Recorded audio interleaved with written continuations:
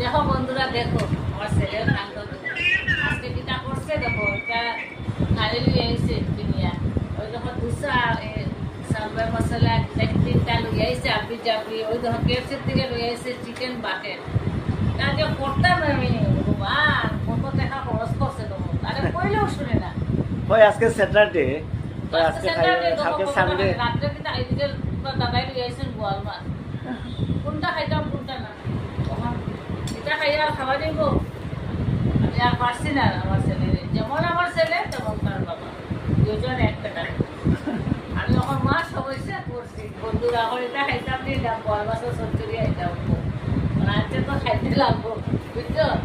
বারবার না করছি আনিস না তখন হয়ে যাইছি। এটা করতাম আর পারছি না আমার ছেলেকে। ঠিক আছে বন্ধুরা, তোমরা আস্তে ঠিক আস্তে আছে, খাও। করলাম খাইবো।